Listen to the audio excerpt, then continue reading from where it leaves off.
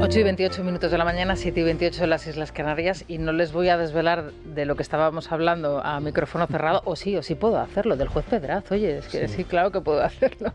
Aquí tengo el auto que, da marcha atrás en la decisión que había tomado este fin de semana y que había sorprendido a todos, y que después de la entrevista que hemos tenido con Carlos Sánchez Almeida, que es un abogado experto precisamente en esta materia, en derecho informático y en ciberdelincuencia, que es una materia nueva, pero no tan nueva, porque es verdad que ya existe, mucha experiencia, legislación, en fin.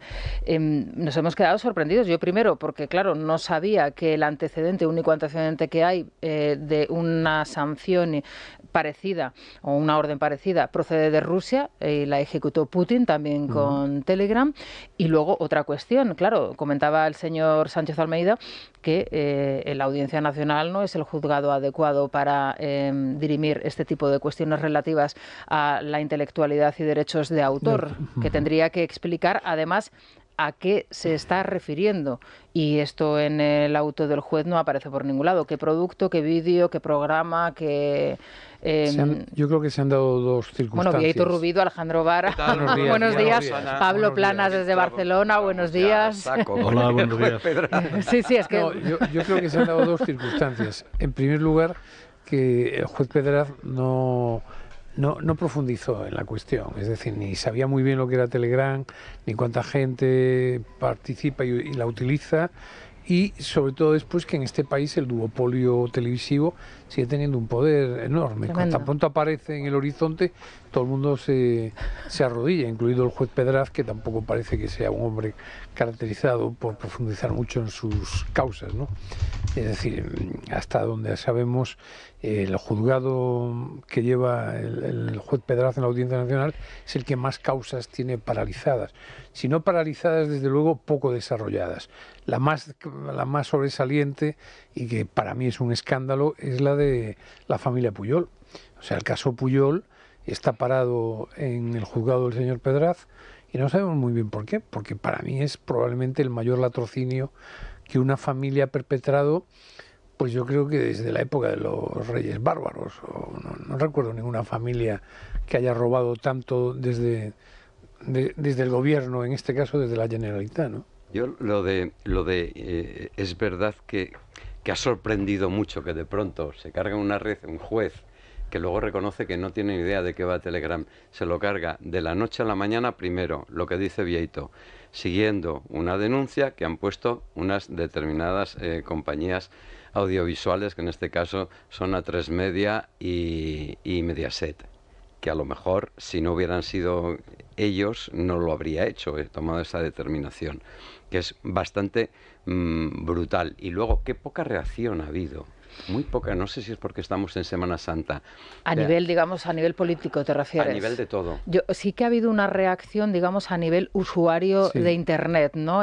Por ejemplo, este tipo de personas, de expertos, de abogados expertos en esta materia, sí que se han movilizado. La Asociación de Internautas también lo ha hecho, pero efectivamente esto no ha saltado a otro plano. Muy poco. Y comentaba alguien ayer, si hubieran cerrado Instagram, tendríamos manifestaciones de aquí a fin de año.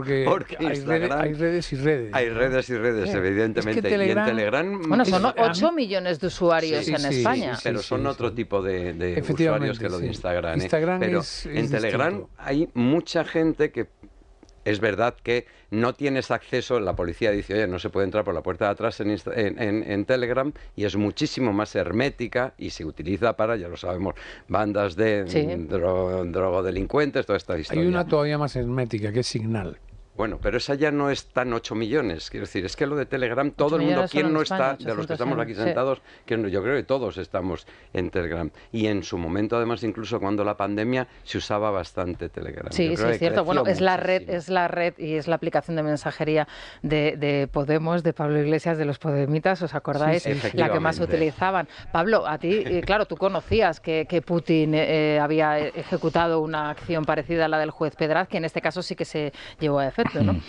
Sí, está también, creo que está prohibido en China también, En China también. y en algún otro país, en fin, de poca tradición, Bielorrusia, tengo entendido, aún países de ninguna tradición democrática. En España, no obstante, Telegram es un poco como el WhatsApp de los cuñados. Es decir, esto que te empiezan a explicar que no, que aquí no te pillan, puedes hablar tranquilamente, nadie te va... y es lo que decís, si no me dedico a ningún negocio ilícito, pues tampoco hace falta tanta privacidad. Lo que a mí me preocupa de la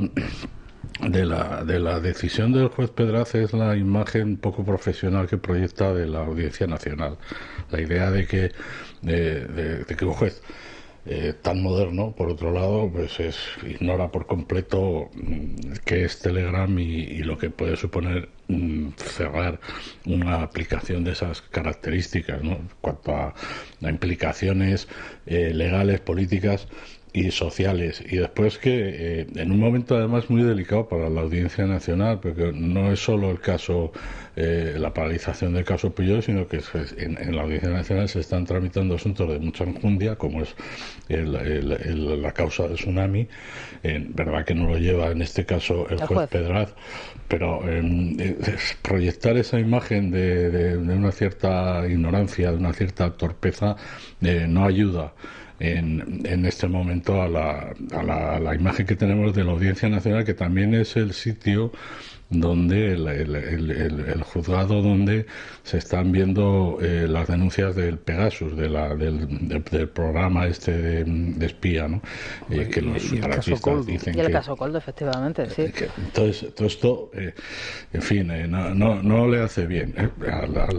Uno puede asumir que los jueces, como el caso de Pedraz, tienen una vida privada que trasciende a los medios de comunicación y a las revistas del corazón, pero ya lo que no es tan asumible es esa cierta incompetencia, ¿no? Efectivamente. Bueno, hablando de corrupción, Sergio Heras, buenos días otra vez. Rosana. Hoy la corrupción lo ocupa prácticamente todo en la prensa, en los digitales, en la prensa de papel y, de nuevo, bueno, pues una persona que tuvo un papel estelar en el Partido Socialista, en concreto en el Partido Socialista de Valencia. La Guardia Civil sigue haciendo su trabajo y, bueno, la red de subvenciones de Chimo Puig a familiares, amigos y cercanos se extiende también como el pulpo, ¿no? Y que ahora va a tener un retiro bastante bueno, por decirlo así, siendo embajador español ante la OCDE. Bueno, pues como hay muchas novedades en cuanto a noticias y también en muchos medios, comenzamos con Chimo Puig, como decías, y su entorno. Publicamos en Libertad Digital que la policía prueba que el chalet del hermano de Chimo Puig, Jorge Puig, se pagó con subvenciones. Eso por un lado, pero es que por otro también vuelve a aparecer el nombre del otro hermano, Francis Puig, porque desde la Generalidad se subvencionó el reportaje fotográfico de la boda de su socio con el mismo objetivo que en el caso del chalet, justificar el dinero público que había recibido. Voz Populi publica que Salvador Illa pagó 5 millones de euros para el suministro de hisopos con los que se toman muestras del COVID a una empresa que nada tenía que ver con la materia, que es experta en asesoría fiscal y que facturaba 4.000 euros al año y no tenía empleados. Bastante llamativo. El Confidencial lleva, por otro lado, que el comisionista del caso Coldo, Víctor de Aldama, carga contra el juez por el embargo indiscriminado, dice, de 8 millones de euros. El magistrado ha bloqueado las cuentas del Zamora Club de Fútbol al sospechar que invirtió parte de las comisiones en el equipo. ABC lleva un tema muy interesante. Moncloa evita las Cortes y no explica la conexión de Rusia y el secesionismo. Óscar López y la directora de Seguridad Nacional no acudieron a la cita para explicar el informe del año 2022 en el que se constatan precisamente esos vínculos. Merece la pena detenerse en el diario El Mundo por una cuestión que señalabas esta mañana, Rosana. Le dedica una página a Maite Pagaza, que deja la política tras 30 años. Adiós al último reducto de Ciudadanos en Europa. Titula un emblema del grito cívico contra el terrorismo y por la libertad, que tras 3 décadas se despide y no formará parte de las listas de Ciudadanos. Terminamos en Cataluña con dos cuestiones. Primero, el referéndum. Aparece a menos de 2 meses para las elecciones de Cataluña. Es la portada del Mundo. Junts y Esquerra exigen a Sánchez el referéndum en plena campaña. Las dos fuerzas compiten por ver quién saca más cesiones al gobierno. El País también habla de ello y de hecho dice que es el Ejecutivo el que trata de frenar las demandas del secesionismo. La Razón añade que Esquerra utiliza su negociación con Sánchez para debilitar a ella y enfrentar al PSC con el votante constitucionalista. El Debate también trata esta cuestión. La sola mención del referéndum por parte de Esquerra es todo un misil a la línea de flotación del candidato socialista. Y el PP catalán, para acabar, ayer fue uno de los temas que más comentamos comentamos, y hoy parte de la prensa se muestra, pues como estamos nosotros esta mañana, sorprendida, crítica, desconcertada ante a qué están jugando los populares con su candidato. Sabemos que Feijóo se ha reunido con Alejandro Fernández y en los medios se habla de que perfila y ultima su nombramiento. Lo que falta por conocer, en un principio, a falta de sorpresas, es si será en horas o en días después de Semana Santa. Bueno, eso pues es lo que falta por saber. Ya veremos. A ver, y si me permites, vamos a añadir, porque es una obviedad y porque tenemos el papel delante de la información que hoy publica y que es ahora mismo portada de Objective, nuestra compañera Ketty Garat. La Fiscalía tuvo listo el caso Koldo justo antes de las generales del 23J, pero decidió frenarlo, y están los dos documentos, el presentado el día 6 de septiembre del 23 y el previo de la Fiscalía del día 28 de junio del 23, justo antes de las elecciones generales, un mes antes de las elecciones generales. Es curioso porque en este primer papel de la Fiscalía, en el presentado el 28 de junio del 23, y así lo atestigua el documento que publica en su información Ketty Garat, se han cortado, no se han introducido los párrafos referentes a los vínculos existentes entre Koldo y Aldama, y que es la conexión que tenemos con Begoña Gómez, en este caso con la mujer del presidente del gobierno. Pero claro, no deja de ser llamativo que en este caso el fiscal Luis Pastor, el fiscal del caso, no presentase ya ese documento en plena campaña electoral, con lo que hubiese supuesto este caso en una campaña electoral. Claro, me parece que el documento es importante y hay que destacarlo, ¿no? Claro, qué extraño, ¿no? Que de pronto esto no apareciera antes de la campaña, pero es evidente que todo el caso Koldo se sabía desde hace mucho tiempo. Claro. Se sabía desde el momento en que Sánchez cesa a Ábalos, que era su mano derecha en el gobierno, era el hombre que actuaba en todas las direcciones. Es que era el número 2, efectivamente, aunque fuera ministro y no vicepresidente, y el número 2 del partido. Y de pronto lo cesan y no se explica por qué. Nadie dice nada. Y para camuflarlo, cesa también en el mismo paquete a Adriana Lastra, lo de Carmen Calvo, toda esta historia, pero dicen, bueno, ¿por qué se han cargado a este señor si no había ningún signo externo que moviera que justificara esa decisión? Pero ¿Qué ha pasado? Ya entonces se especuló con que probablemente Sánchez tenía una información sobre actividades es que algo se tapaba más al Ministerio de Fomento que a lo que después hemos sabido. Pero fijaros que además la historia, si la recordáis, es que él negocia porque como muy bien decías tú, Alejandro, Ábalos era el vicepresidente de facto. Es decir, tenía unas vicepresidentas, pero que eran más el atrexo feminista que le quiere dar un hombre que tiene pocas convicciones feministas, dicho sea de paso, el señor Sánchez, por lo que sabemos de él de otros tiempos, y el vicepresidente de facto era Ábalos. Negocia con él toda la crisis, toda, a quién cambia, etcétera, etcétera. Y cuando ya termina toda la crisis, le dice, bueno, José Luis, y ahora también te tienes que ir tú, y sabes por qué. Entonces el otro se quedaba un poco extrañado allí en Moncloa y le dice, bueno, pues me quedo al frente del partido. Y dice, no, del partido también. Claro, porque era también secretario general, que a veces nos olvidamos. Poderoso del gobierno y del partido, de las dos cosas. Lo aparta de... ¿Por qué? Vamos a ver, la Guardia Civil llevaba cerca de 18 meses grabando conversaciones de la trama, 18 meses. En los últimos 4 meses la trama sabe que los están grabando, que es cuando empiezan a meter morcillas. A Tellado, a Alberto, quedamos en Génova y todas esas cosas, porque tienen un chivatazo de un guardia civil que fue detenido en su momento, aunque ahora está en libertad, y no hay que perder de vista que en diciembre inopinadamente se hace saldado de la Guardia Civil al teniente general Pablo Salas a principios de diciembre, finales de noviembre, principios de diciembre, que es cuando le cae la bronca monumental a Marlaska por parte de Sánchez de por qué no lo sabía. Evidentemente, tampoco lo sabía en su día Mariano Rajoy cuando Murcia dijo la Gürtel es un caso aislado y al día siguiente, lunes, hacen la gran redada de Púnica, porque evidentemente la Guardia Civil y la policía no deben informar de este tipo de actuaciones que encomienda un juez a los políticos, y menos a los políticos si están afectados. Y esa es una gran parte de la historia en la que se pone poca lupa. Hay que decir que Zoido, siendo ministro del Interior, cesó después al Dao también.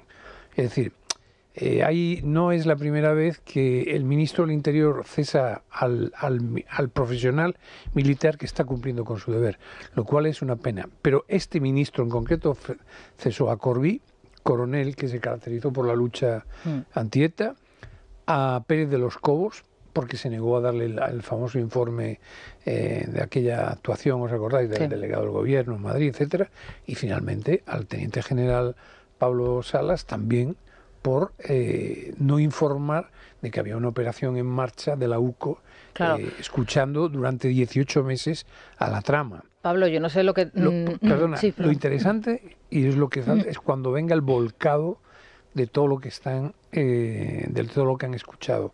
Cuando conozcamos eso que trascenderá, ahí es donde nos vamos a divertir. De todas formas, hay muchas ramificaciones del caso. Hoy, por ejemplo, en Voz Populi también hacéis referencia a un megacontrato muy sospechoso a dedo de Salvador Illa, el actual candidato del Partido Socialista de Cataluña. Saldrán más cosas de Illa. Saldrán más cosas, que era ministro de Sanidad.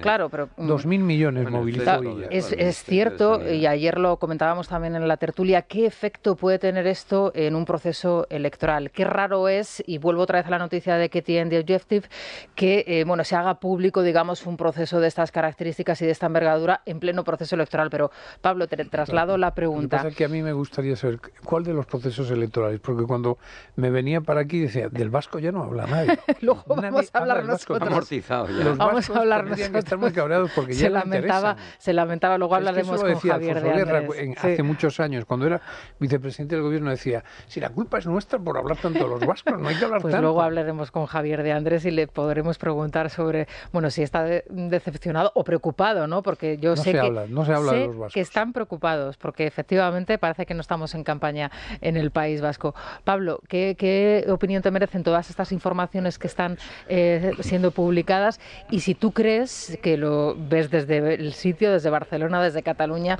que Salvador Illa se puede ver de alguna manera afectado o salpicado por todas estas informaciones que ya nos adelanta Bar, además, que van a continuar. Claro, seguramente, pero también seguramente después de las elecciones. Es que es un escándalo de un tamaño descomunal. Que la Fiscalía tenga información para actuar sobre un asunto de corrupción y espere, lo aplace para no entorpecer una campaña electoral, es casi más grave que incluso el propio escándalo de corrupción. La Fiscalía en manos de Pedro Sánchez es en fin, algo habrá que hacer si alguna vez se consigue que Pedro Sánchez abandone el poder, porque la Fiscalía ahora mismo es como Hacienda, habrá un instrumento, una herramienta en manos del gobierno para sus problemas políticos, para sustanciar sus problemas políticos, para atacar al rival político, para echar basura sobre sus principales opositores, y esto es en fin, pues un signo evidente de que la democracia española está sufriendo un deterioro extraordinario en los últimos meses y en los últimos años. Y en el caso de Salvador Illa, pues hombre, es que parece que sea esto un poco una obviedad, pero es que era el ministro de Sanidad.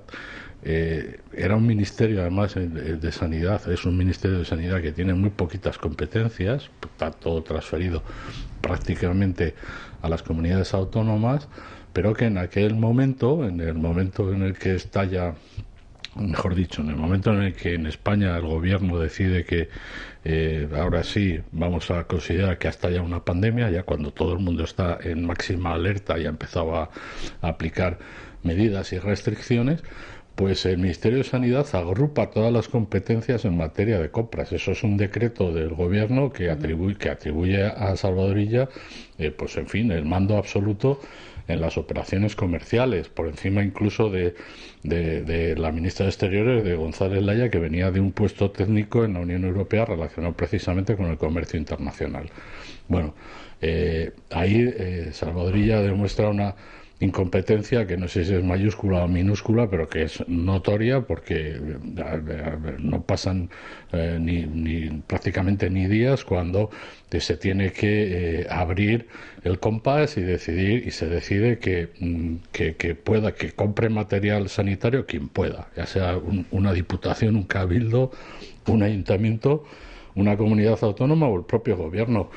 Y de esa gestión, de todos esos detalles que se publican sobre empresas que no tienen actividad, que no tienen facturación, que no tienen personal, pero que de repente empiezan a cobrar comisiones por hacer de mediación, en fin, en contratos que son de exagerados, multimillonarios. Es que se ha llegado a pagar 15 euros por mascarilla o 15 euros por test por las pruebas de COVID. Pero pues todo eso en España, no sé por qué razón, hay un momento en el que los jueces deciden no investigarlo, como deciden no investigar tampoco las responsabilidades que pueden tener, por ejemplo, los directores o las empresas que se dedican en este país a la atención a la tercera edad y a la residencia de ancianos, ¿no? Se vive un proceso totalmente inverso al que se ha producido, por ejemplo, y yo siempre lo pongo como ejemplo porque lo he seguido muy de cerca en el Reino Unido, en donde desde la primera pieza, que es el jefe de gabinete de Boris Johnson,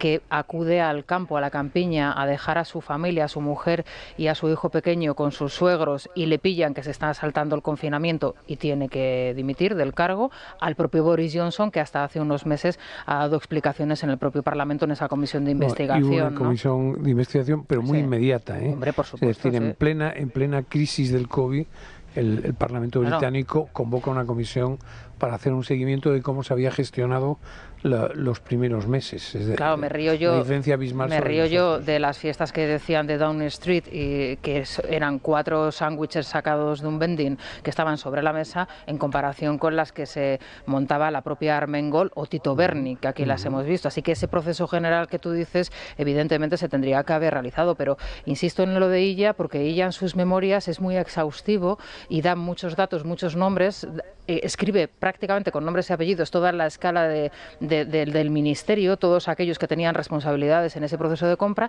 y yo la última vez que lo revisé contabilicé hasta 5 ministros, entre ellos María Jesús González como, digamos, referente principal, a los que se les puede atribuir, digamos, que responsabilidades en ese proceso de compra. Sí, no, hombre, lo de ella estaba en el eje de todo, evidentemente, el Ministerio de Sanidad, en una situación, en unos momentos en los que no había ningún tipo de transparencia de nada. Se podía hacer cualquier cosa, pero el estado de alarma facilitaba determinadas operaciones que muchas de ellas llamaban la atención ya incluso dentro del marasmo de la pandemia. Decían, pero que están comprando una empresa china de no se sabe muy bien qué, de Hong Kong, que es amigo de no sé quién, un chino de Badalona, comprar estas historias. Entonces, ¿qué es lo que pasa? Ellos tienen miedo, el PSC y el Moncloa, de que van a salir cosas en torno a ella, porque hay gente que evidentemente estamos en precampaña electoral en Cataluña, y hay gente también que está interesada en cercenar la imagen de ella y cortarle las alas a una posible victoria del PSC.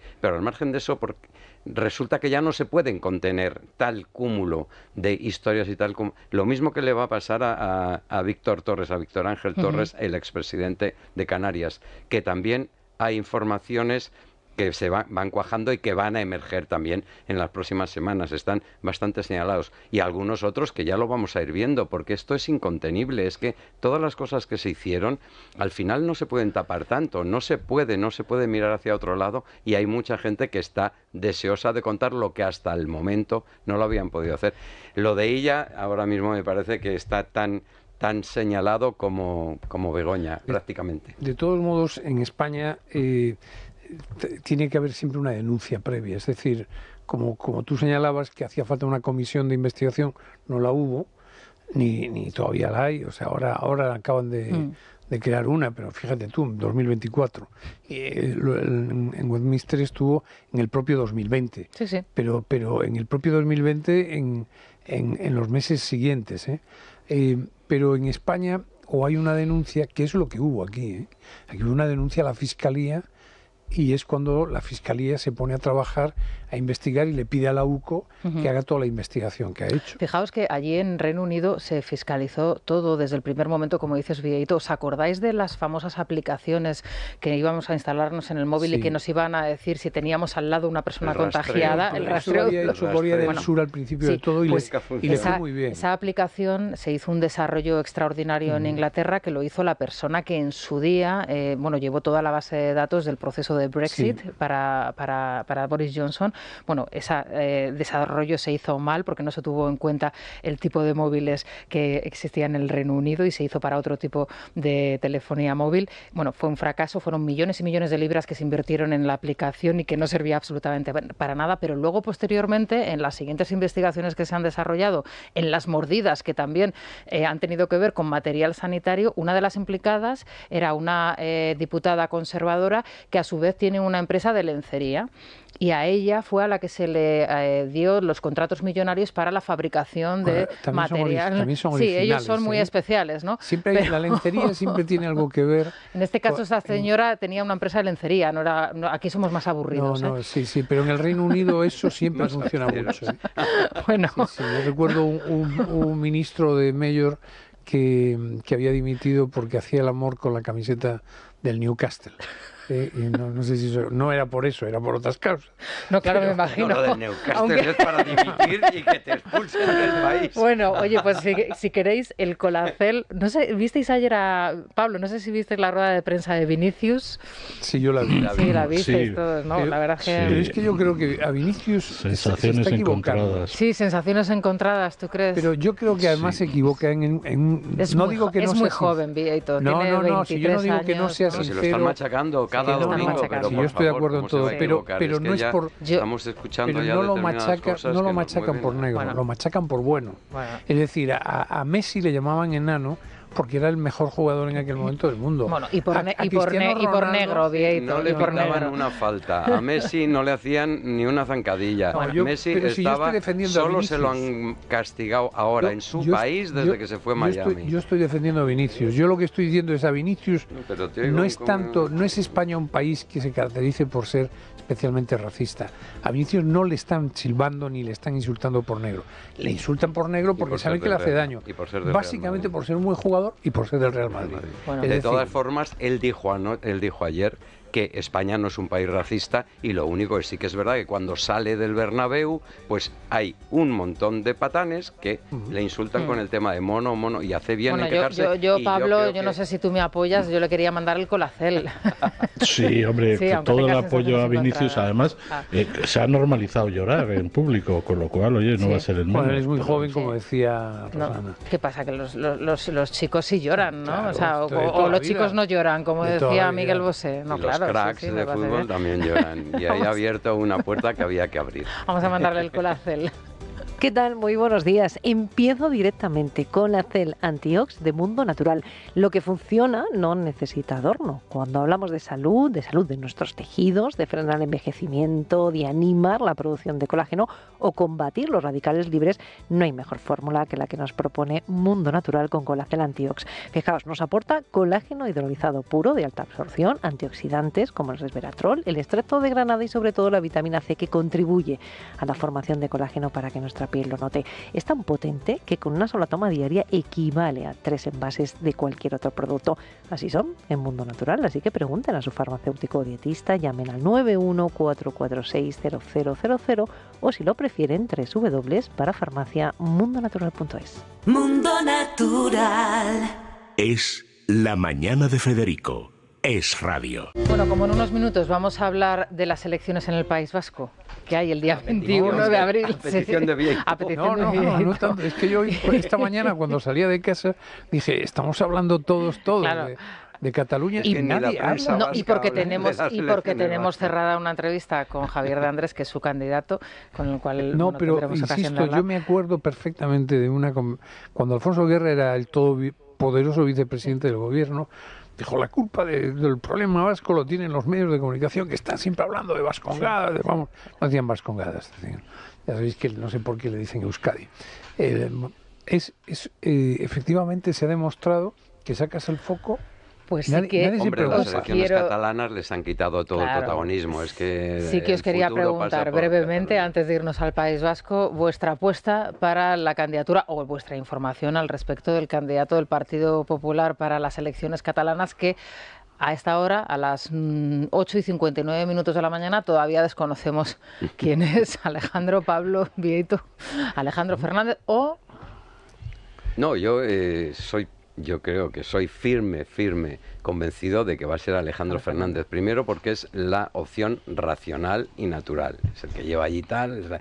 No hay ningún mejor parlamentario en el Parlamento de Cataluña que Alejandro Fernández, y ya es el referente de un tipo de hacer. No es el tipo de hacer política en Cataluña que le guste a Feijóo, posiblemente no lo sea, pero sería... Primero, ya es que están actuando francamente en forma disparatada en el Partido Popular, relegando el tema. Oye, nómbralo ya de una vez, que sabes que al final va a ser él. De modo que Alejandro Fernández, sin duda, no hay otra opción. A mí es que me gusta Alejandro Fernández, me gustan todas las intervenciones que le he escuchado en el Parlamento catalán. La verdad es que es un magnífico parlamentario, e incluso sería un magnífico parlamentario en el Congreso de los Diputados. Sí. Ya lo quisieron traer y no es decir, se dejó. Ahora bien, ahí estaba la negociación con Ciudadanos, que terminó en nada. Esto me recuerda mucho cuando en Galicia Fraga negociaba con lo que él llamaba los restos de la UCD, que eran los centristas de Orense, que eran 4 señores que le dieron bastante la lata a lo largo de los años que gobernó Fraga Galicia, pero él le llamaba los restos de los restos.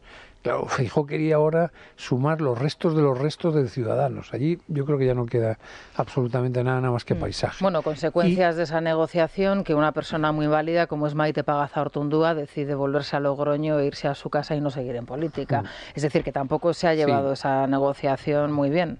Y ya finalmente yo creo que está el caso de que se le reprocha a Alejandro Fernández que en las últimas elecciones, no sé si sabía si porque estaba enfermo, no sé qué, en las últimas autonómicas catalanas no había sido muy trabajador y era un reproche permanente aquí en la sede de Génova. Aquí lo dijo Feijóo en este mismo estudio donde está sentado Alejandro Pablo.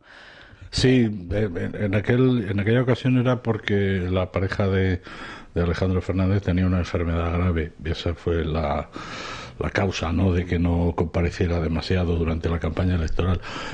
Pues va a ser Alejandro Fernández porque no tienen otro, porque no encuentra otro de Feijóo, pero está claro que no le hace ninguna gracia que sea Alejandro Fernández. Está retrasando lo máximo posible el nombramiento. Es un detalle no menor que Alejandro Fernández no tuviera nada que ver en las conversaciones con Ciudadanos, y bueno, pues cada día que pasa parece que se deteriore un poco más la imagen desmarcada del Partido Popular, pero por otro lado también las encuestas a falta de candidatos están dando unos resultados espectaculares.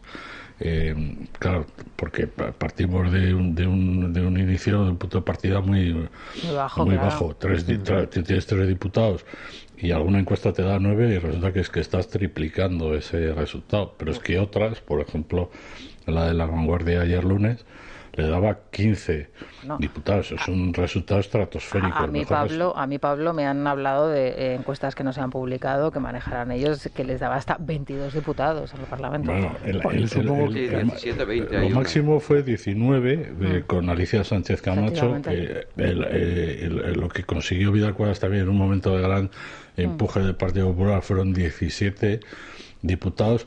Hombre, desde luego, si supera los 20 diputados, empezaríamos a hablar de un reequilibrio de fuerzas importante en Cataluña, porque ya no estamos hablando de una fuerza menor.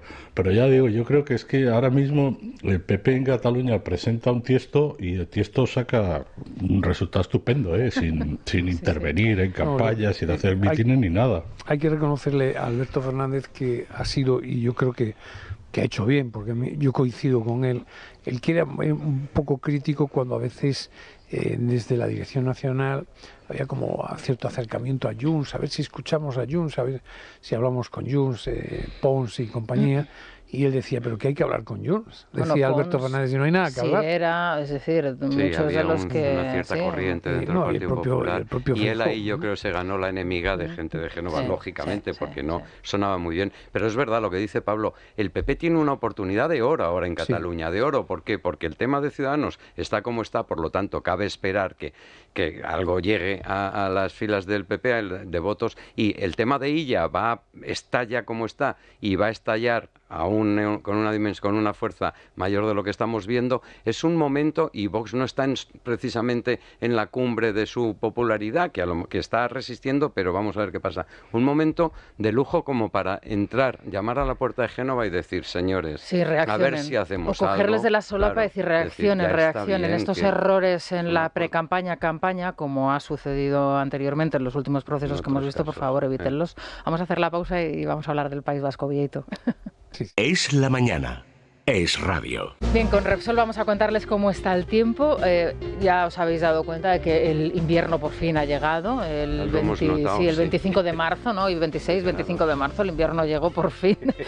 Bueno, las temperaturas han bajado mucho. Dicen que hoy va a ser el día más frío de la semana, así que bueno, esperemos que a partir de mañana las temperaturas se recuperen y al menos podamos disfrutar un poquito de esta Semana Santa, porque es cierto que hay mucha gente que, bueno, pues quería ir a las procesiones y no puede ser porque llueve y ya saben ustedes, el patrimonio hay que conservarlo y no se pueden poner las imágenes en peligro. Descienden las temperaturas prácticamente en todo el país, la cota de nieve baja en algunos puntos de montaña hasta 600 metros, el viento va a soplar también con fuerza en el litoral, también en la montaña, en el interior y en el tercio oriental de la península, y hoy encontramos lluvias sobre todo fuertes en la zona de los Pirineos y al oeste de Galicia. 21 grados en Castellón y menos 1 grado en León. Repsol te ha ofrecido el tiempo.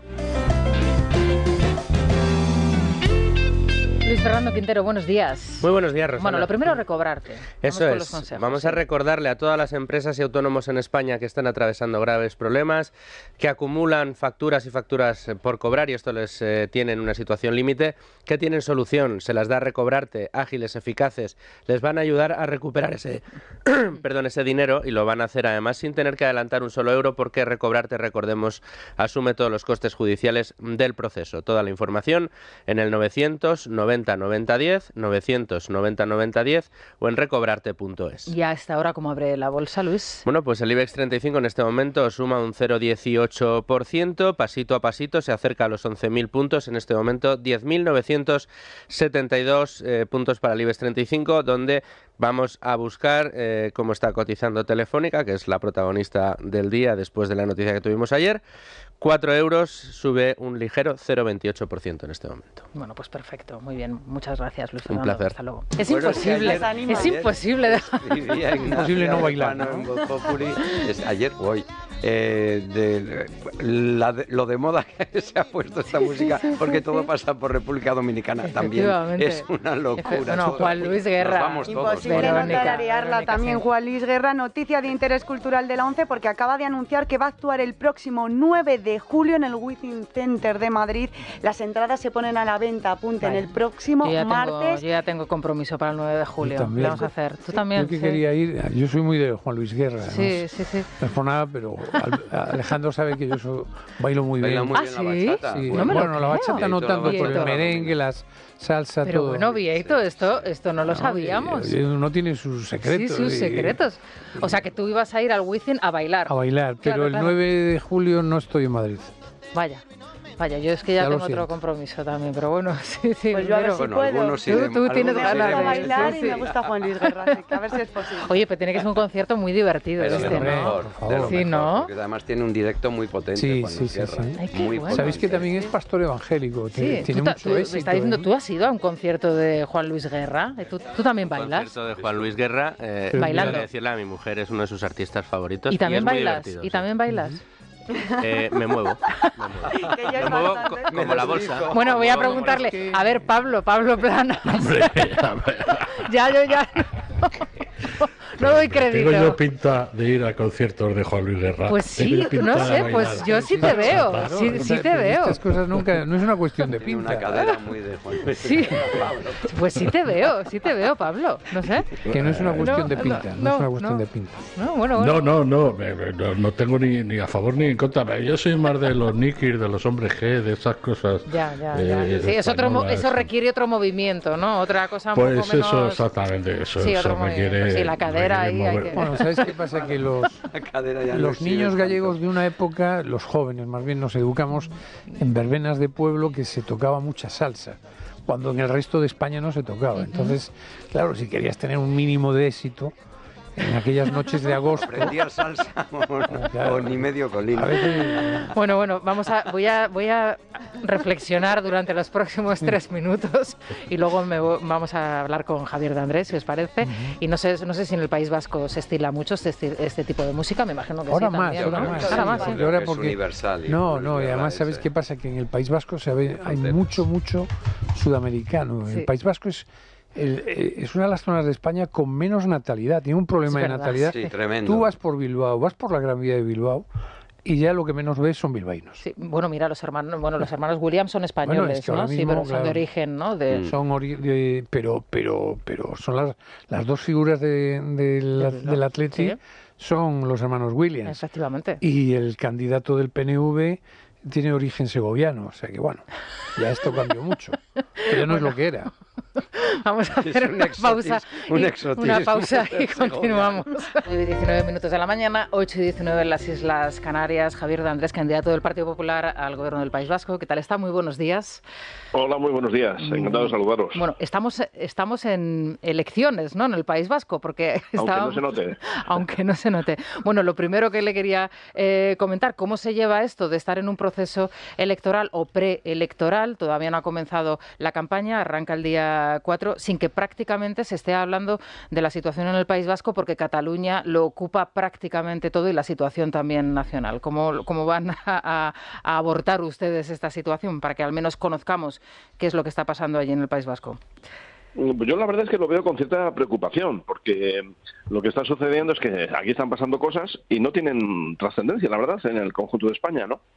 La prensa está bastante desconectada de cosas que están sucediendo aquí, como por ejemplo que Bildu y el PNV se han reconocido mutuamente la voluntad de entenderse para redactar un nuevo estatuto, ¿no? Ellos llaman eso del nuevo estatus. Uh-huh. Y bueno, pues eso es lo que pasó también ya en otra época entre Ribatasuna y el PNV, ¿no? En aquello que conocimos como el plan de Lizarra, en el que dejaban excluidos a quienes no eran nacionalistas. Y la verdad es que, bueno, pues es una noticia que seguramente hace unos años hubiera sido un escándalo, y ahora con todo el lío de Cataluña, la corrupción de Sánchez y bueno, y los desmanes del gobierno, pues ya esto parece que queda como una cosa menor. Sin embargo, sí que ha sido noticia una encuesta que conocíamos ayer y que establece precisamente ese empate, tanto en escaños como en porcentaje de voto, entre Bildu y PNV, y que plantea una circunstancia, digamos, que compleja en la gobernabilidad del País Vasco, donde supuestamente el Partido Socialista tendría la llave de la gobernabilidad. ¿Usted qué cree que haría el Partido Socialista si se da esta circunstancia, este resultado que avanzaba ayer esa encuesta? Bueno, esta es una encuesta que avanzaba en el país, es verdad que coincide con otras, y esa idea de que es el Partido Socialista el que va a resolver si va para un lado o para otro, bueno, yo hago una enmienda a la totalidad del asunto, porque yo no sé por qué la gente piensa en la opinión pública nacional que el PSOE se puede ir con Bildu y el PNV no se puede ir con Bildu. Yo pienso que es un tanto más fácil que el PNV se alíe con Bildu a que lo haga el Partido Socialista.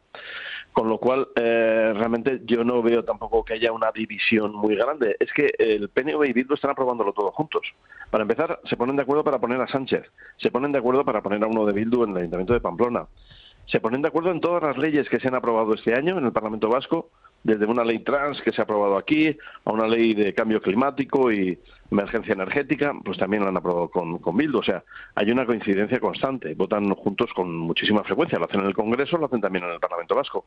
Entonces, yo creo que esta ficción que está queriendo montar el PNV, también el Partido Socialista, de que, bueno, pues aquí hay que elegir entre PNV y Bildu, me parece que no, yo no me la creo, porque es que al final son lo mismo, están votando todo el rato lo mismo, el proyecto es igual.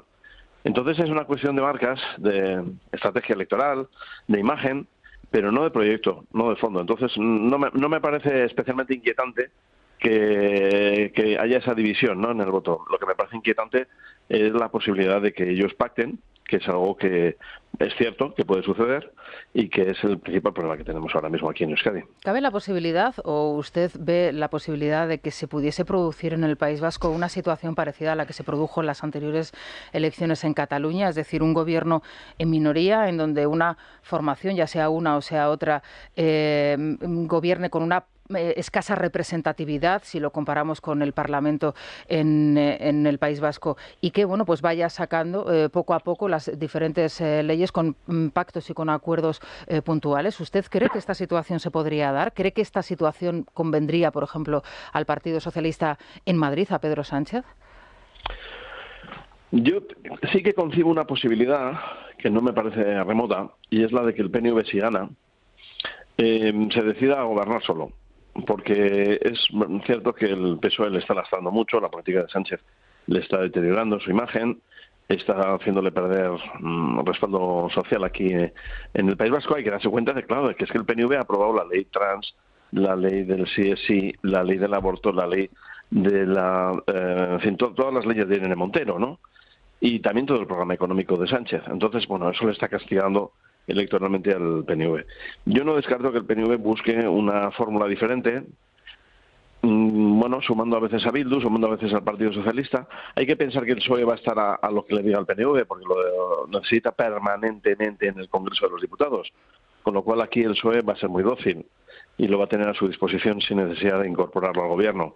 Podría pasar. Yo creo que es posible que eso suceda. ¿Cuáles son las expectativas que ustedes tienen en el próximo proceso electoral, que recordamos es el próximo día 21 de abril? En esa encuesta le daban exactamente el mismo número de representantes de las anteriores elecciones en las que concurrieron ustedes con Ciudadanos. Me gustaría saber, bueno, pues cuáles son las perspectivas que ustedes manejan, y también me gustaría saber si, bueno, pues esa oportunidad, digamos, de acuerdo con formaciones que ya no tienen representatividad en el Parlamento, pero que sí que tenían en otros territorios, como es el caso, por ejemplo, de Cataluña o en Europa, y me refiero a esas negociaciones con Ciudadanos que se han desarrollado en paralelo en la última semana, bueno, pues quizá no haya sido también un fracaso por parte del Partido Popular no haber llegado a algún acuerdo en este término. Bueno, en relación con Ciudadanos, yo creo que no es ningún fracaso, es que Ciudadanos no tiene ni un solo concejal en el País Vasco, no lo ha tenido nunca ha tenido un concejal. Entonces, es que no aporta. Con lo cual no tendría sentido el volver a cometer precisamente el error que se cometió hace 4 años, que fue el darle 2 parlamentarios. O sea, se le dio 1/3 de la representación cuando no tenía ni siquiera un concejal, ¿no? O sea que me parece que no, vamos, las cosas no tienen que ir por ahí, y no ese es el problema precisamente que tenemos en el País Vasco. En relación a lo que dice esa encuesta, bueno, hay que recordar que es la encuesta de Prisa. O sea, no es la más favorable, más bien es la más desfavorable de todas las encuestas que se nos han presentado, y yo creo que vamos a sacar un resultado notablemente mejor. Yo creo que vamos a subir en escaños y en representación también, en votos y en escaños, y creo que podemos ser muy útiles para centrar la política vasca, que está muy descentrada, muy escorada, porque bueno, pues el PNV se ha colocado en esa órbita sanchista, y el Partido Popular es el que puede aportar una centralidad al País Vasco que es necesaria, ¿no? Bueno, me acompañan aquí en el estudio Alejandro Vara y Bieito Rubido, y también desde Barcelona Pablo Plana. Si te parece, Pablo, pues te damos a ti los honores de comenzar las preguntas. Muchas gracias. Sí. ¿Qué tal? Buenos días, señor de Andrés. Muy buenos días. Las encuestas le sitúan a usted en cuarta posición, con pocas posibilidades de influir en los pactos. Pero más allá de los pactos, ¿qué cree que es lo que va a pasar en los próximos meses y años en la política vasca? Hablaba antes de la confección de un nuevo estatuto que puede acabar fatal, como acabó en Cataluña. ¿Cree que eso es lo que va a ocurrir? Porque Cataluña ha cogido la delantera en materia de autodeterminación, y eso en el País Vasco hace una década, pues en fin, era el País Vasco, ¿no? El territorio español en el que, en fin, más peligro había de secesión. Ya ahora no es así. ¿Qué cree que va a pasar en los próximos meses? Es difícil de prever qué es lo que va a pasar, porque parece que tanto al PNV como a Bildu no les ha ido mal electoralmente, rebajando esas expectativas soberanistas, ¿no? Yo creo que una preocupación importante que existe ahora mismo en el País Vasco es el deterioro de la economía y el deterioro de nuestra situación, bueno, pues de empresarial, industrial. Nos está yendo mal. O sea, el País Vasco está viviendo un declive. Ya nos ha adelantado Madrid en renta per cápita. Estamos perdiendo, bueno, pues inversión extranjera. Este año último hemos perdido un 70%. Estamos en unos niveles, pues un tercio de lo que se conseguía de inversión extranjera hace unos pocos años. y bueno, muchas empresas vascas están trasladándose a otros lugares sus inversiones porque, bueno, pues estamos perdiendo competitividad, hay mucha conflictividad laboral. Yo veo realmente que el problema que ahora mismo tenemos en el País Vasco es esa entente que ha habido entre todos los partidos en unas claves muy de izquierdas. El dinero ya no se destina a inversiones, no se destina a la creación de infraestructuras, de dotar de condiciones favorables para la inversión, sino para, bueno, pues los gastos típicos del clientelismo de la izquierda, ¿no? Hoy mismo, por ejemplo, hemos tenido noticias de la renta de garantía de ingresos, que es ese ingreso mínimo vital que aquí, bueno, pues conduce a que una familia con 2 hijos esté ganando 1.800 euros sin trabajar, ¿no?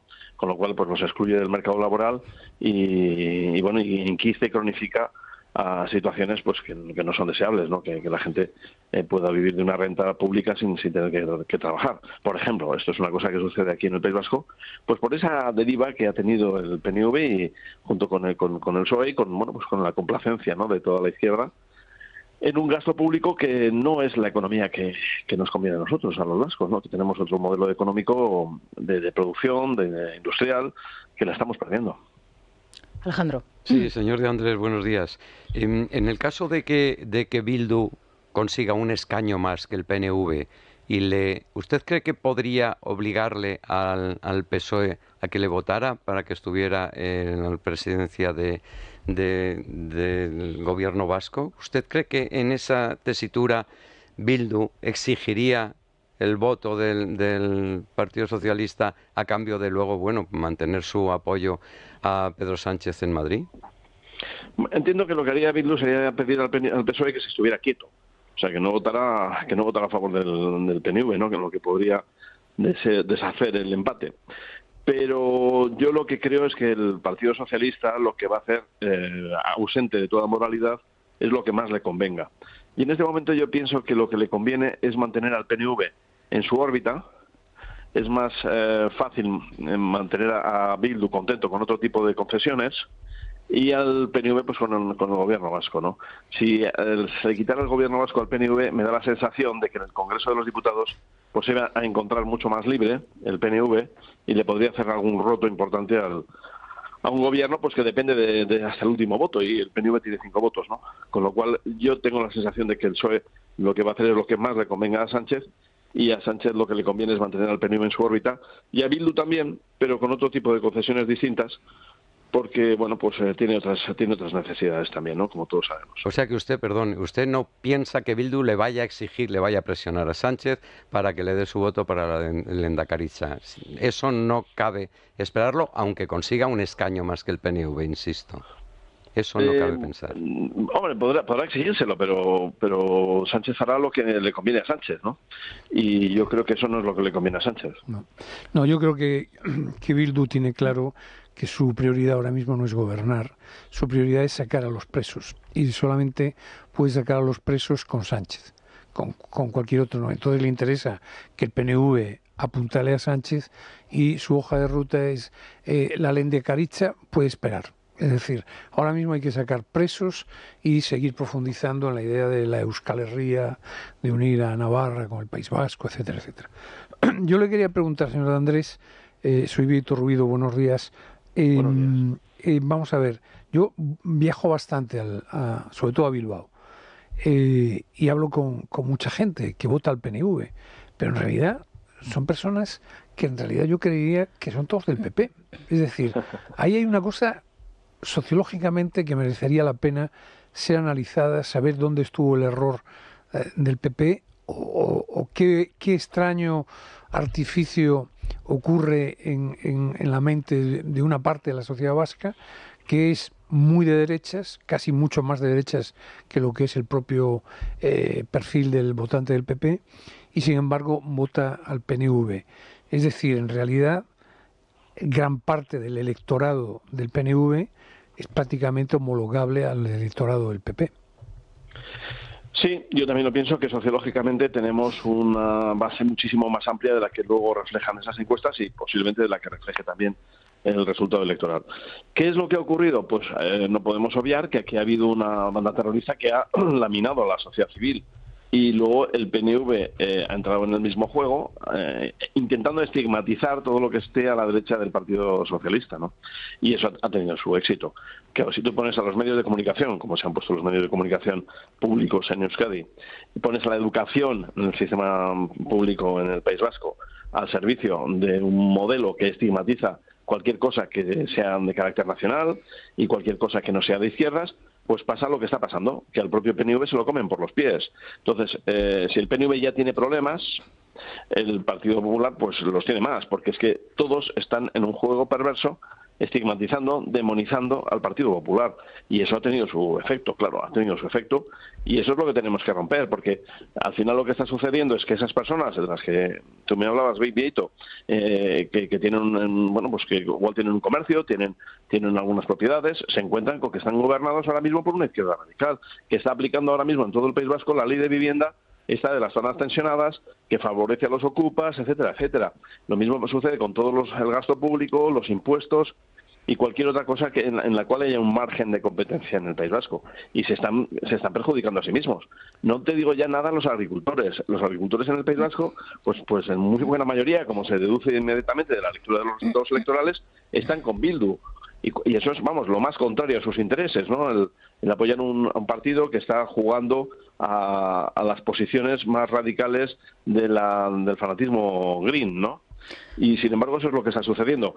Yo creo que está muy relacionado con una época que todavía tiene sus consecuencias, que tiene su resultado de toda la laminación que hubo de la sociedad civil en el País Vasco. Mira, Javier, mientras estamos haciendo esta entrevista o manteniendo esta conversación contigo, tenemos sobre la mesa el libro de nuestro compañero Luis Fernando Quintero y Mariano Alonso, Otegi, la última bala de la ETA, y me resulta muy llamativo porque tengo la sensación de que se está produciendo un blanqueo de la ETA y un blanqueo de Otegi, que no sé hasta qué punto todos estamos siendo partícipes de él. Sí que me gustaría preguntarte, entonces, no sé si tú tienes esa misma sensación, y por otro lado me gustaría preguntarte sobre otra cuestión que ha saltado a la prensa vasca estos días y que demuestra en cierta medida que esa transferencia de la cuestión penitenciaria a la administración vasca, el único objetivo que perseguía es el que decía Vieito hace un instante, poner en libertad a todos los etarras, o al menos dejarlos en libertad con terceros grados, y es el matrimonio que ahora mismo está de una manera exclusiva y única en España, pudiendo compartir celda y cama en Zaballa, algo que no sucede en ninguna otra cárcel en España, habiendo muchísimas parejas entre los reos. Me gustaría saber si crees que se está produciendo ese blanqueamiento de este personaje que es Otegi, por un lado, y por otro lado, ¿qué te parece que esto esté sucediendo en las cárceles vascas y si no demuestra que esa, cesión de la administración en prisiones no tendría que haberse producido? Bueno, empezando por esta segunda parte, yo no tengo ninguna duda de que no hay condiciones más favorables que las que tienen los presos de ETA en el País Vasco. Eso yo creo que está clarísimo. Lo estamos viendo como los fiscales están recurriendo terceros grados una y otra vez, se les siguen concediendo, o sea, se está forzando constantemente en la Administración de Justicia en relación con las condiciones penitenciarias de los presos de ETA. Es la Administración vasca la que está decidiendo sacar a la cárcel todo lo que puede. Es difícil saber lo que pasa ahí dentro, pero yo me temo que todo lo que sea la situación sanitaria médica de los presos, porque ya tenemos algunas referencias, bueno, pues se exagera hasta el punto, bueno, pues con lo que ha sucedido en otras ocasiones, ¿no? Que se hacen, hay médicos, claro, hay muchos médicos de Bildu muy filoterroristas que pues se despachan informes muy favorables a que esa persona no siga en la cárcel por razones médicas, ¿no? Eso no ha sucedido con anterioridad y con toda seguridad está sucediendo en este momento. En definitiva, que no se está aplicando un sistema penitenciario homogéneo con el resto de España, cosa que podría hacerse si se supiera desde el Gobierno de España también aplicar adecuadamente la política penitenciaria, porque hay recursos dentro del Gobierno de España para poder hacerlo que no se están aplicando por intereses políticos de Sánchez. En relación con lo demás, sin lugar a dudas, claro, vamos a ver, es que Otegi es un terrorista, es un secuestrador, miembro de un comando de ETA, y es el que está gestionando la política vasca en este momento. Es el eje sobre el que pivota la política vasca, y eso se hace con, bueno, pues fíjate, con un apoyo social tan importante que podría estar disputando al PNV el resultado electoral. ¿Usted descarta que Otegi pudiese presentar a esas elecciones dentro de 4 años, que quizás sea el objetivo que se marca Bildu, que comentábamos anteriormente? Yo en ese sentido no lo creo. O sea, la oportunidad en todo caso de Otegi hubiera sido ahora, en estas elecciones. Él ha pensado que era, bueno, pues el blanqueamiento pasaba también por poner a otra persona, un hombre de paja, al frente de la candidatura, y él quedarse atrás manejando los hilos, ¿no? Y eso es lo que ha sucedido, y no creo que cambien las cosas de aquí a dentro de 4 años. Señor de Andrés, ¿tiene previsto pasarse Feijóo, estar muy presente en la campaña electoral de la que prácticamente no hablamos, quizá para levantarla un poco informativamente? Sí, estamos programando varias visitas del presidente Feijóo. Ya estuvo concretamente este viernes último, también estuvo aquí. Y bueno, pues yo creo que va a venir con un par de veces por semana, vendrá de aquí a la campaña electoral. ¿Y presidentes autonómicos? Pues también estamos programando una jornada que todavía no la tenemos cerrada, pero sí, claro, me gustaría contar con el apoyo de mis compañeros y que estuvieran presentes aquí. Ya por último, Javier, a ti te señalaron y te indicaron y te proclamaron el candidato a las elecciones en el País Vasco hace ya muchos meses. Aquí lo contamos, de hecho ya hemos tenido alguna entrevista contigo aquí en el estudio. ¿Consideras oportuno ya, como por tu experiencia política, que a escasas semanas de unos comicios, en este caso en Cataluña, que serán el próximo 12 de mayo, todavía tu partido no haya proclamado candidato para estas elecciones? Bueno, es que lo que ha sucedido es que nadie esperaba que hubiera elecciones en este momento. Pensábamos que iban a ser dentro de un año más, ¿no? Ya, pero estas cosas pasan de vez en cuando. Sí, con claro, los independentistas nunca se sabe. Te pillan a contrapié, y es lo que ha sucedido en este momento. Y en cualquier caso, yo creo, fíjate, ahora mismo de lo que se está hablando es de que hay muchas personas, y me parecen todas ellas muy brillantes para poder asumir esa responsabilidad. Estoy convencido de que se escogerá la más adecuada y de que todos los demás lo van a apoyar para sacar el mejor resultado. Bueno, Alejandro Fernández sería una de ellas, por ejemplo. Bueno, a mí me agrada mucho escuchar a Alejandro, me parece que es un gran orador y bueno, pues me siento muy identificado con lo que él dice, como también otras personas. El otro día estuvo aquí con nosotros Dolores Montserrat, también haciendo un acto, y bueno, pues tiene unas cualidades excelentes. Yo creo que hay muy buenos políticos del Partido Popular en Cataluña, afortunadamente. Bueno, Javier, no te voy a poner en un compromiso, pero ya veo que no te mojas en esta cuestión, que tampoco es la tuya. Muchas gracias, Javier. Esperamos contar contigo próximamente cuando empiece la campaña electoral. Gracias, Javier de Andrés. Muchas gracias a vosotros. Candidato del Partido Popular al gobierno vasco. Bueno, pues hemos hablado un buen rato, Vieito. Bueno, aquí en Es Radio sí se habla de las elecciones vascas, pero creo que es muy interesante analizar el momento que vive el País Vasco, los datos que daban. El País Vasco está en un proceso de decaimiento económico muy notable. Fue un territorio que tuvo una gran industria, una gran minería. El puerto de Bilbao fue muy importante. Hoy no lo es. Ni el puerto de Bilbao es estratégico, ni tienen ahora una industria notable. Hay muchas pequeñas empresas, startup, que no acaban de triunfar. Tienen un problema de natalidad, como dije antes, brutal. Y están el PNV, que se ha vuelto más socialdemócrata que otra cosa. El PNV, en realidad, el alma actual del PNV, la de Ortúzar, Urkullu y tal, es el alma de un partido socialdemócrata. Lo que han hecho es el peronismo, y efectivamente yo conozco casos de el típico cuidador ecuatoriano que tiene que cuidar a un anciano y de repente le dicen, no, pero te lo tengo que pagar, si me lo pagas en oficial, no, porque pierdo la ayuda que tiene mi madre, la que tengo yo. Hay gente que está sin trabajar, llevándose 1.200, 1.400, 1.500 euros. Esa sociedad, a la larga, se viene abajo. Sí, pero fíjate, el PNV confía, así están las cosas.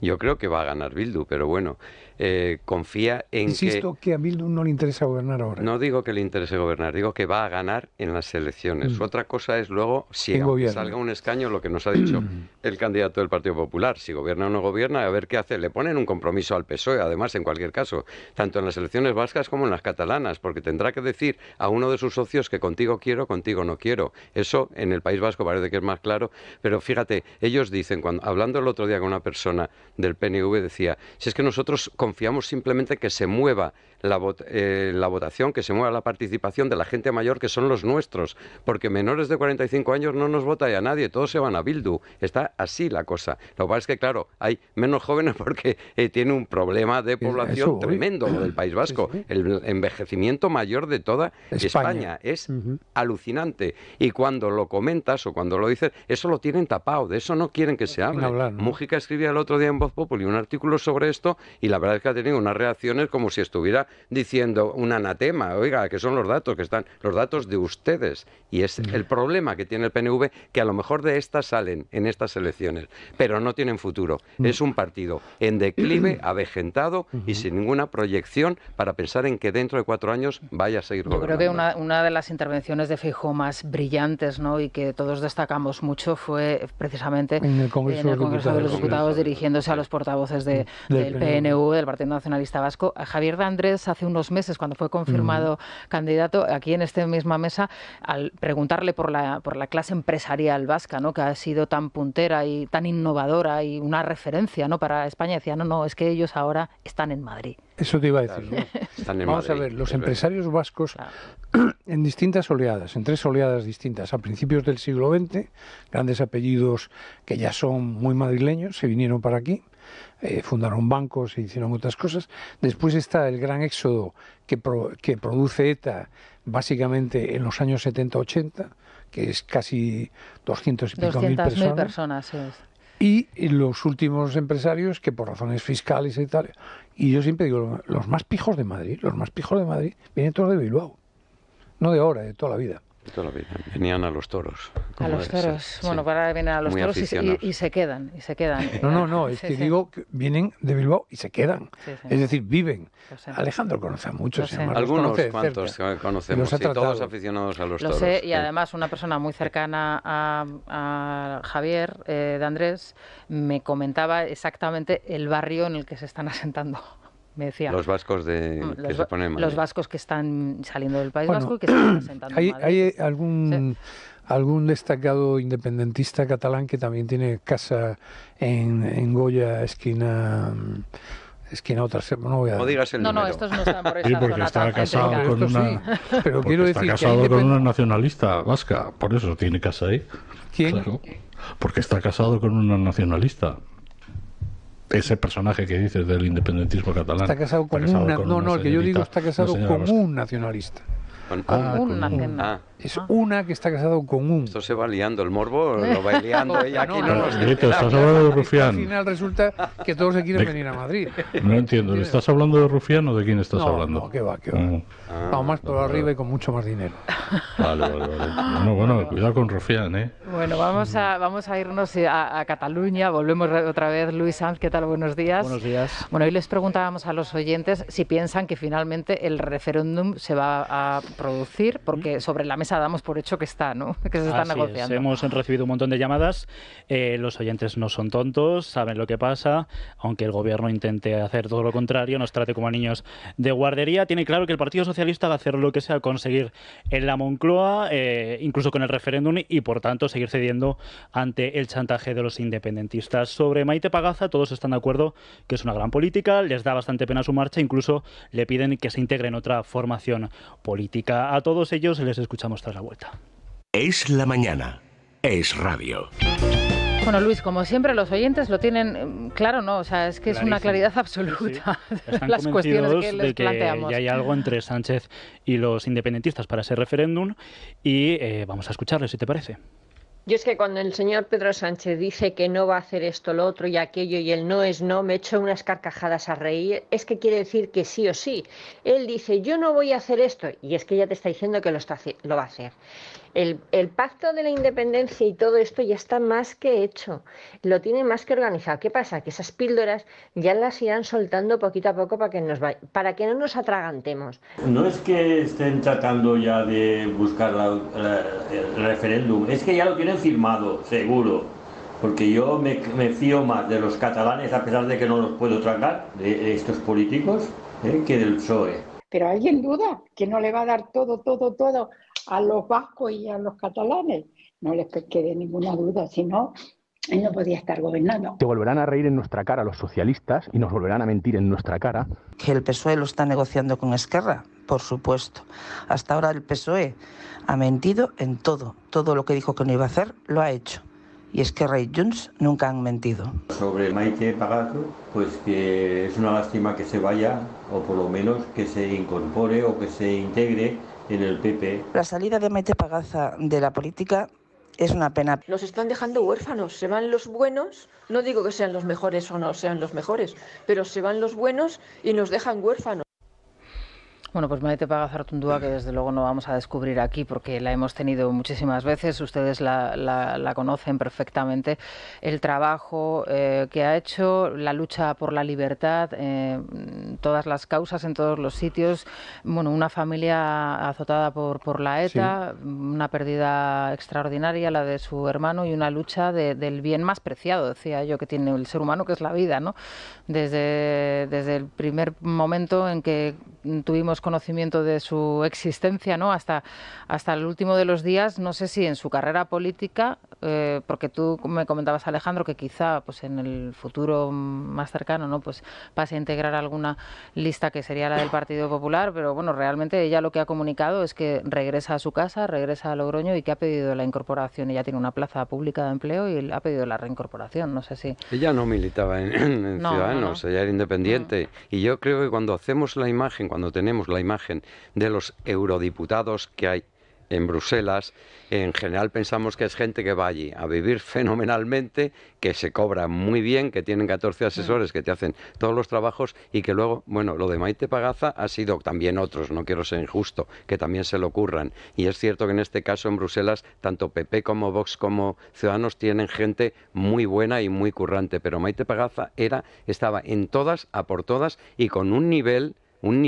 bueno, ha tenido éxitos y ha conseguido cosas que evidentemente eso te lo tienes que trabajar. Por eso es muy penoso, muy lamentable que se vaya de la política, porque no hay gente así, es verdad. Tú te echas un vistazo cada miércoles en el Congreso, que yo miro por ahí los escaños y dices, bueno, en fin, y si no quiero menospreciar a nadie, pero del nivel de Maite Pagaza hay muy pocos. Por eso en mi ánimo acaricio la idea de que en un momento dado pueda escuchar alguna oferta para que siga en activo, no para que se incorpore a un escaño, para que tenga un cargo que ella no lo necesita. Por el bien nuestro, es simplemente una posición egoísta. Necesitamos a Maite, como necesitamos a algún otro, que también es cierto que se parte en el cobre por la democracia, por todo lo que tiene que hacer para defender España, y que no se nos vayan yendo, porque es ya muy triste el escenario, si no, de modo confiamos en que... El Partido Popular, y en concreto Núñez Feijóo, probablemente no quiere todavía comprometerse en la confección de las listas, pero tenía bastante sentido que en su momento, yo creo que en su momento hay que mirarlo, que tanto eso. Maite Pagaza como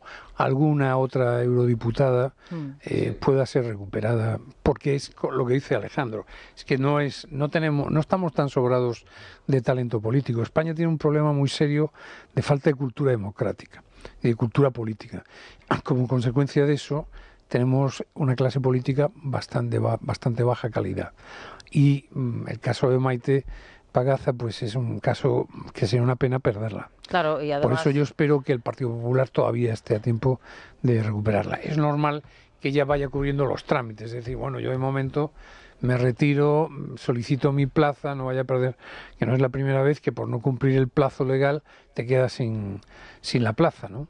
Pues ojalá sea así y vuelva otra vez a... Bueno, no deje de hacer política en ese ámbito en el que tú dices, o sea, no queremos a lo mejor ver a Maite en un escaño, no tenemos esa necesidad, lo que queremos es que, bueno, pues esté donde está ahora o en algo semejante, ¿no? Que es en trabajo diario, una persona a la que no le asusta el trabajo, a la que no le asusta enfrentarse a los tochos, a las informaciones, bueno, yo creo que es la promotora de que ahora mismo la causa, digamos, de la conexión rusa, el caso Volov, esté donde está. Claro, por ejemplo, porque se empeñó. Y el tema de la lengua en Cataluña, es que son muchos frentes y muchos frentes. Lo de la lengua en Cataluña es importantísimo, claro, porque que no siempre aquí se ve un eco en el trabajo de lo que están haciendo allí, pero hay cosas que sí que estamos viendo. Y el tema de Rusia y la infiltración en Cataluña, el tema de la lengua en Cataluña, el eco es inmediato y además con efectos palpables. Eso es fundamental. Es verdaderamente extraordinario que hablemos del Parlamento Europeo y de la política europea gracias a una eurodiputada, porque Europa no importaba nada, y Europa era una cosa que nos pillaba a todos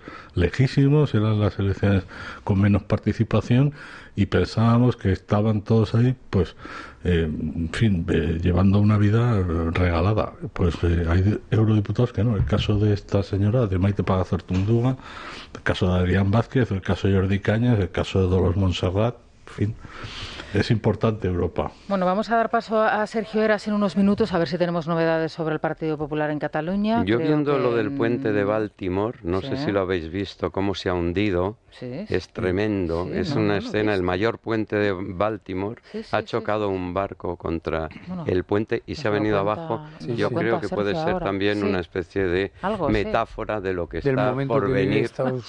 Pero no acabo de ver pues la conexión Baltimore-Génova. Puede haber un... No, Génova no. Yo creo que puede haber un barco con el que no cuente Sánchez, el sanchismo, que de pronto se choque hablando de Bildu, hablando de... Pero históricamente el azar ha jugado un papel muy importante en la historia de la vida política de España. Es decir, hay cosas... El mismo Prestige... ¿Tú te imaginas que Aznar sabía algo en la Moncloa el día que salió el Prestige de un puerto ruso y que 3 días después iba a estar en una tormenta horrible al frente de Finisterre? Siempre hay algo que... Exactamente. Bueno, pues me acaba de enseñar Alejandro las imágenes y son... como el fin del mundo. Bueno, eso ya ocurrió en Ferrol, ¿eh? Lo que pasa es que el puerto no era como el de Baltimore. Claro. Bueno, vamos a hacer la pausa y enseguida viene Sergio. Es La Mañana de Federico. Es Radio. Sergio Heras, buenos días. Bueno, pues vamos con esa última hora que nos llega desde Baltimore, ¿no? Porque al parecer esa caída del puente, espectacular la imagen, la verdad es que es terrorífica. Bueno, pues se ha producido y ha dejado varias víctimas mortales. No sé si ya se sabe el número exacto. Todavía no se sabe que es un barco carguero que ha colisionado contra el puente Francis Scott Key de Baltimore en Estados Unidos y la infraestructura ha colapsado hasta su derrumbe, provocando la caída de varios coches al río. Estamos a la espera de conocer más datos. Ha sido en torno a las 2 de la mañana hora local, por lo que se dice que no había demasiados coches como podría haber sido a lo mejor a primera hora de la mañana y haber sido bastante más grave. Los equipos de emergencia están trabajando todavía, dicen que están intentando, pues claro, intentar rescatar a los que pueden haberse caído y a partir de entonces habrá que esperar a conocer si hay algún número de cifras mortales. Todavía no se conoce de forma oficial. La autoridad del transporte de Baltimore ha comunicado simplemente eso, que estaban trabajando sobre la zona los equipos de emergencia para conocer si había más datos sobre el asunto. Pasando a España, pasando el panorama nacional a la espera de lo que ocurra con Baltimore, desde hace una hora está en marcha el Consejo de Ministros. Está previsto que la ministra de Vivienda lleve el texto con la modificación de la Ley del Suelo y Rehabilitación Urbana para iniciar su tramitación y, por otro lado, tras ser validada por la Comisión Permanente del Consejo de Estado, hoy va a ser adoptada la decisión de recurrir al Constitucional la admisión de la mesa del Parlamento de Cataluña que pide que la Cámara declare la independencia. Eso en modo de previa, habrá que esperar la rueda de prensa para conocer más detalles. En materia económica, tenemos datos del Instituto Nacional de Estadística que confirman que el PIB se aceleró en el cuarto trimestre, creció un 0,6% y un 2,5% en el conjunto del año. El dato está por encima de lo esperado y el Gobierno, por supuesto, pese a no poder sacar las cuentas de este año, saca pecho y ataca directamente al PP. Lo hacía en un vídeo el ministro de Economía, Carlos Cuerpo. Los datos definitivos de crecimiento de 2023, publicados hoy por el INE, confirman una vez más la buena marcha de la economía española. Frente a las predicciones catastrofistas o relatos sesgados, las cifras son incontestables. El crecimiento económico en 2023 fue del 2,5%, más de 5 veces superior al de la media de la zona euro. España será el motor de crecimiento del área euro en los próximos años, según todas las previsiones oficiales. Este hombre, desde luego, de verdad, con todos los respetos, no hace honor a su apellido, porque sabes que te deja exactamente igual que estabas. O sea, va a salir a hacer un vídeo para presumir de una cifra cuando... Bueno, pero además es que tampoco es cierto. Es decir, no, claro, sí, pero que te quiero decir que es que tampoco ponle un poco más de ánimo, de énfasis.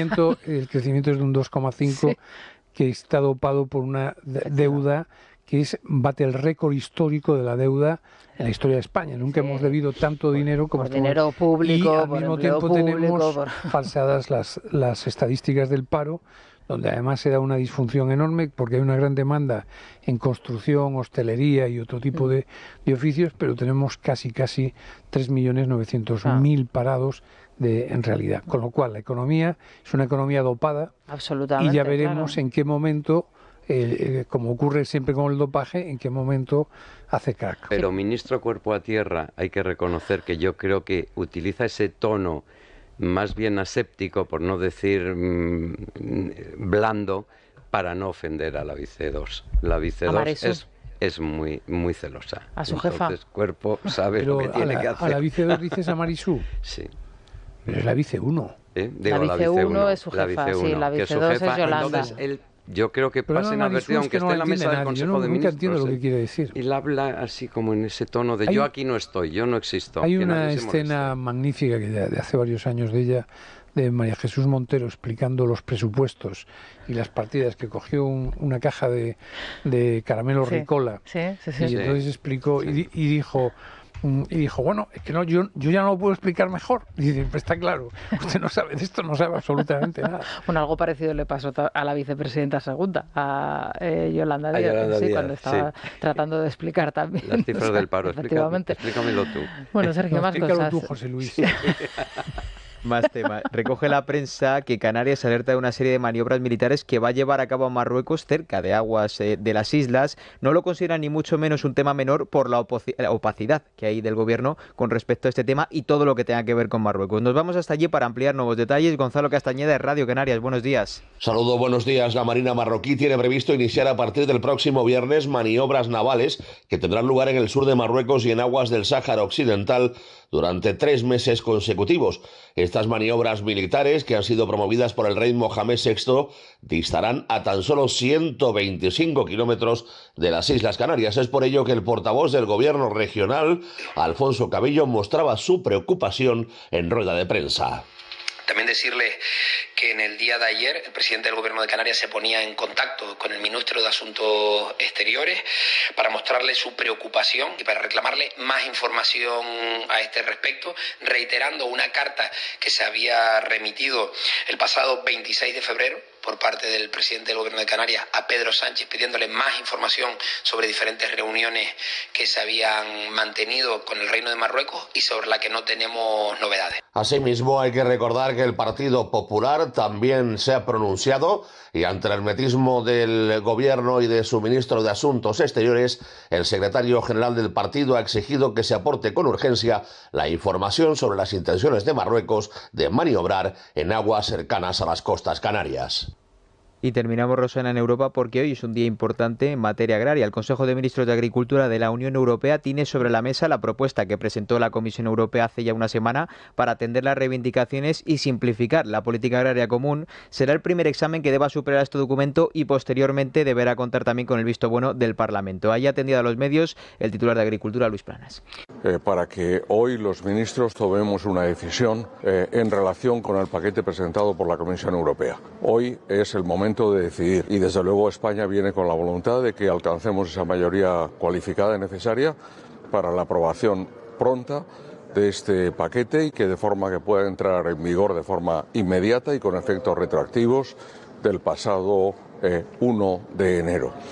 Bueno, pues estaremos desde luego muy pendientes de esta cuestión también, y son las 10:07 de la mañana y iban a quedar con Isabel González, pero Isabel González está entrando Isabel González haciendo la entrada. Pensábamos que no llegaba ya, ¿verdad? Mira, a cámara lenta. Que se había ido a Baltimore. Sí, slow. Slowly. No, ¿Qué tal? Me hubiera gustado estar ahí. Oye, 2 kilómetros de puente. Es tremendo, las imágenes son de apocalipsis. A venir tan pronto, me he venido como estaba allí hablando que sí con Paloma Barrientos. A mí me advirtieron cuando me citaron, disciplina horaria que está Rosana. Dije, bueno, todos firmes. Yo es que los míos no son nada disciplinados. Bueno, sí son, sí están aquí, pero es que lo que nos gusta es charlar en la salita. Ya, pero luego lo que se habla en la salita, que luego los pongáis aquí también. Y además lo hacemos siempre. Yo comentaba con Federico el otro día, cuando presentamos el libro de Andrés Amorós, decíamos que lo más divertido siempre está a micrófono cerrado. Bueno, pero aquí reconozco que muchas veces es igual lo que pasa afuera que lo que pasa dentro. Hay muy poquitas diferencias. La crónica rosa. En la crónica rosa es posible, sí. Que por cierto, qué exitazo el otro día. Enhorabuena porque estuvo fenomenal y además con asistencia de toreros. Amorós, sí. Y Ortega Cano dijo que iba a volver. Ortega Cano con ese anuncio de vuelta, Victorino Martín hablando de Paloma Cuevas y de Luis Miguel, o sea que estuvo ahí a caballo entre lo taurino y la crónica rosa, porque nunca ha habido... Lo taurino siempre tiene algo de rosa, sí, claro, efectivamente. Tiene siempre ese componente de corazón. Bueno, nosotros... Como nexo de unión entre la política y la rosa está muy bien lo taurino, porque también tiene ese nexo nexo de unión con lo... dentro de se poco. lo digan a Urtasun, al ministro, ¿sí? Sí, bueno. Menudo es. En fin, bueno, que nosotros vamos a tener que seguir hablando de la familia real británica porque parece ser que podría haber un nuevo anuncio o comunicado inminente. Ahora ya no sabemos a quién creer, la verdad, si a los periódicos, a las fuentes cercanas a la Casa Real Británica, pero el caso es que dicen que este jueves podría haber grabado o va a grabar Carlos III un mensaje para dirigirlo a la nación, hablando de cómo se encuentran e intentando de alguna manera que esa crisis de credibilidad que está sufriendo la familia real británica y que todavía no ha contenido lo suficiente el anuncio de Kate de que sufre cáncer, pues pueda verse de alguna manera mitigada. Eso sería para el jueves. De momento lo que ya han hecho es modificar la página web de la familia real británica, porque antes es verdad que tenían su propio lugar Meghan y Harry, pero ahora les han puesto en la misma foto y así como de tapadillo los penúltimos de la fila. Digo los penúltimos porque Andrés, el príncipe Andrés, ese sí que está relegado a la mínima posición. O sea, de todas formas es importante, ¿no?, este mensaje que nos dices que va a hacer el rey, ¿no?, de cara a tranquilizar, pedir comprensión a los británicos. Hoy en el debate que el rey Carlos III está muy molesto por el tratamiento, por el escaso efecto, en fin, que no está muy contento de cómo va evolucionando el tratamiento de su enfermedad. ¿El tratamiento o cómo los medios estamos tratando su enfermedad? No, se quejaba del tratamiento. Del tratamiento que está desarrollando. Dicen que hasta el mensaje de Kate era de inteligencia artificial. Bueno, no, pero la BBC, que es la que lo grabó, lo ha desmentido. Yo creo que en este caso la BBC es la que tiene... La portavoz oficial. La portavoz oficial, efectivamente. Estamos en lo que es conspiranoico, ¿no? Claro, sí, eso bueno, que hay que seguir, pero lo es que verdad dice que... existen estas teorías conspiranoicas a raíz de la manipulación de la fotografía y a raíz de que después se ha demostrado de que no era la primera fotografía. Bueno, porque que ellos cometen ese error. Yo creo que ese es el gran error que comete la Casa Real Británica, el mentir al pueblo, el sacar esa foto manipulada. Si ellos no hubieran sacado esa foto manipulada, ellos estaría justificada, digamos, su solicitud de comprensión hacia el pueblo, ¿no? Es decir, ¿cómo no podéis entender que yo necesite o que nosotros necesitemos un tiempo para asumir lo que nos está pasando? Estamos asolados, preocupados, en fin, tristes, tenemos niños pequeños, necesitamos un tiempo. Pero claro, es que esa foto era una mentira. Y se ha localizado otra foto en la que posa Isabel II con todos sus nietos y también hay manipulación en esa imagen. Claro, las agencias han revisado una por una. Son retoques, yo no le llamaría. No, en este caso tampoco eran retoques, era un quito aquí, pongo allá. Jóvenes periodistas en Le Temporel se pegaba el balón. Sí, pero una cosa es que tú quieras, ¿en qué momento sacas esa imagen retocada, ¿no? Hablábamos de la reina Sofía, ¿no?, cuando se publicó la famosa fotografía, hemos hablado de los crismas de la familia real española, en fin, esto es en un momento muy delicado. Lo que decía es que la queja del rey Carlos III es sobre el tratamiento médico, que él esperaba que fuera corto y eficaz. Y que le han dicho que va a ser largo, está frustrado, y que no tiene todos los resultados. Bueno, él parece ser que de momento no va a hacer apariciones porque no se puede poner en contacto con mucha gente. El domingo existe la posibilidad de que sí que acuda a la misa, haga ese paseillo que es al aire libre y no tiene necesidad de meterse en sitios cerrados. Eso por un lado. Luego tenemos que hablar también de Silvia Tortosa porque ha muerto este fin de semana y ahora resulta que su exmarido, que se presentó en el tanatorio, no era persona grata. Nadie esperaba que estuviera allí porque la dejó hace bastante tiempo y encima la dejó en unas condiciones que habrían obligado a la actriz a decir, por favor, no quiero que esté. Y ahora, sin embargo, pues va de viudo doliente de alguna forma. Y luego tenemos que preguntar por esos rumores que ponen a nuestra futura heredera en Bavia. La sitúan en Bavia. ¿Por qué? Pues porque es el nombre de la discoteca en la que la habrían cazado bailando reggaetón y vapeando. Es una información de el portal Informalia. Mira, reggaetón, Vieito. El reggaetón no es de la línea bachata, ¿no? Me encanta Juan Luis Guerra. Claro, vamos a ver, yo soy más de salsa, de merengue. de bachata, de vallenato. El reggaetón es como un paso más, bailo algunos mejor que otros. Un poco más provocativo. Más agresivo. Pero a mí el reggaetón no. El reggaetón es que no. Pero lo el bailas, reggaetón no tiene... ¿Lo bailas porque has hecho clases? ¿Has dado clases? No. Porque nos lo ha contado. En las ferias en Galicia... Allí no les llamamos ferias, les llamamos verbenas. En las verbenas. Hay una historia muy divertida que me lleva un minuto contarla. Es que en los años 60 los jóvenes eran muy impetuosos y hubo una pelea en la Puebla del Caramiñal, o a Pobra do Caramiñal. Y entonces el atestado de la Guardia Civil, para informar de la pelea, decía: encontrándose todas las parejas bailando, menos la que suscribe, que era la pareja de la Guardia Civil, que no bailaba. Pues en esa época bailábamos Hay que salsa. precisarlo todo en un informe oficial. Menos la que suscribe. Bueno, el caso es que Leonor estaba bailando reggaetón, vapeando. Pero ella entra con gafas de sol en Babia. A las discotecas, ¿verdad? Entra con gafas de sol y luego se las pone... Perdona, tú nunca has entrado con gafas de sol en una discoteca. Además lo aconsejo vivamente porque hay unas iluminaciones. Yo lo hacía continuamente. Sobre todo a partir de las 3 de la madrugada lo hacía continuamente. Hay una canción también de un grupo gallego que dice Fai un sol do carallo, que está inspirada en los que llevaban las gafas de sol a la discoteca. El otro himno gallego es ese, Fai un sol de carallo.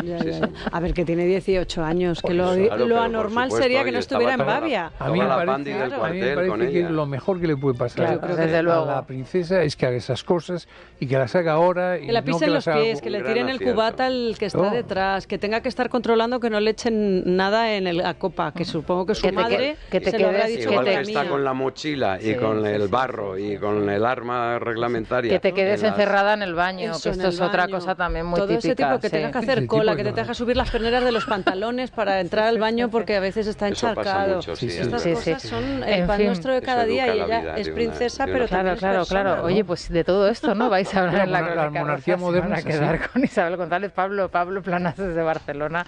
Ya ves, oye, te vas a quedar escuchando, participando. Está divertido esto, ¿eh? Está muy animado, sí. Sí. Pablo, muchas gracias. Un abrazo fuerte. Un abrazo. Vieito Rubido, muchísimas gracias. Igualmente. Nos has hecho pasar hoy unos momentos de verdad maravillosos y estelares en la tertulia. Desconocíamos esa parte de tu personalidad. Nada. Y a partir de ahora te vamos a ver con otros ojos. Sí. Y no descartes que te pidamos algún consejo. No hay nada peor que la contrafigura, que es lo que los demás piensan de ti y en realidad no eres. Es cuestión de ritmo. Es verdad, no hay La contrafigura no. La contrafigura es cuestión de insidia. Alejandro, bueno, a ti también te iremos sacando más cosas. Pero ya me gustaría tener es un mundo tan interesante que tiene Vieito que no conocíamos. Yo no llego a tanto. Él es de Zamora. Zamora. De Zamora y los zamoranos son la Semana Santa más seria. La austeridad castellana más seria es la de Zamora. En fin, bueno, que se quedan con Isabel González. Que pasen un feliz día. Hasta mañana. Es la mañana. Es radio.